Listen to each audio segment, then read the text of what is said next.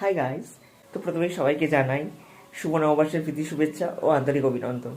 আজকের দিনে তাড়াতাড়ি ঘুম থেকে উঠতে হয়, কিন্তু আজকেই আমি দেরি করে ঘুম থেকে উঠেছি। আমি জাস্ট সবে ঘুম থেকে উঠে মুখটা ধুয়ে এই এসে আর ভিডিওটা বানাচ্ছি। তো চলো নিচে গিয়ে দেখা যাক কেমন কি প্রিপারেশন চলছে। নিচে এসে দেখি সমস্ত সবজি কাটা হয়ে গেছে, অনেক রকমেরই ভাজা হবে। অ্যাকচুয়ালি বছরের প্রথম দিন তো, তাই সব একটু একটু করে খাবো। আর এদিকে মা বাবার সঙ্গে হাতে হাতে সাহায্য করে দিচ্ছে, আর বাবা এগুলো সব ভাজছে। অ্যাকচুয়ালি বাবাই রান্নাটা করবে হয়তো।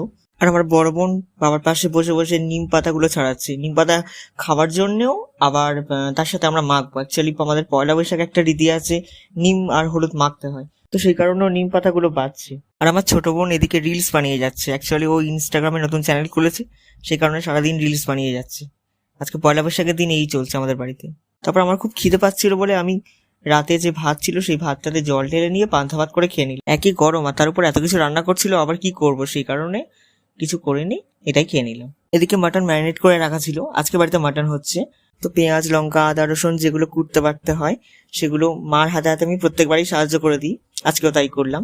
আমি পেঁয়াজ কুটতে বসে গেছি, তারপর লঙ্কা আদা রসুন এগুলো সব কাটছিলাম। বারবার ক্যামেরার দিকে চোখে যাচ্ছিল, তাই জন্য চুলটাও একটু ঠিক করে নিচ্ছিল। আজকে আসলে অনেকটা রান্না হবে, তো সেই কারণে পরিমাণটা অনেকটা বেশি। তো আমার বোন এসে আমার হাতে হাতে আমার সঙ্গে সাহায্য করে দিচ্ছিল একটু। তারপর আদা রসুন এগুলো সব ছাড়িয়ে নেওয়ার পর আমি এবার ওগুলো বাটতে শুরু করলাম। অ্যাকচুয়ালি মিক্সি আছে, বাট আমি শিলে বাটতেই পছন্দ করি, আর ওটা আমি নিজেই বাটি। আমার মনে হয় এইতে রান্নাটা সবচেয়ে বেশি ভালো হয়। আমি সবসময় বেটে দিই সেই কারণে। এগুলো বেটে নেওয়ার পর নিম আর হলুদ ওটাও বেটে নিচ্ছিলাম।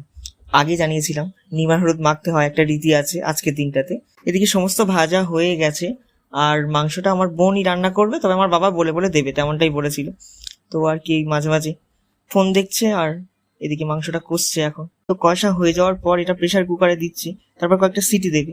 আর বাঙালি বাড়িতে কষা মাংস হয়েছে আর কেউ দু একটা শুধু খাবে না, এটা হয় কখনো? এরাও কয়েকটা শুধু তুলে নিয়েছিল।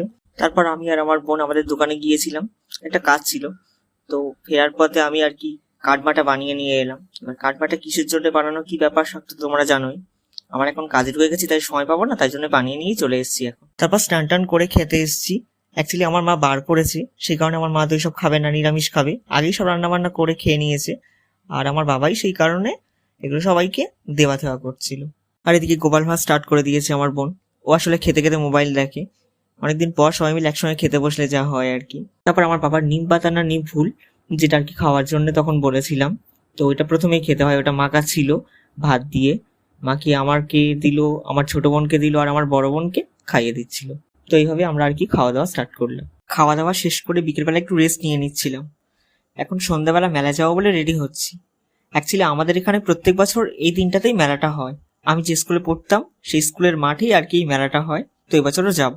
তারপর আমরা পুরো ফ্যামিলি মিলে সবাই মেলাতে গেলাম। বাবা, মেলাতে কত ভিড় হয়েছে! 3 দিন ধরে হবে যদিও মেলাটা, তবুও আজকে প্রথম দিন কত ভিড় হয়েছে।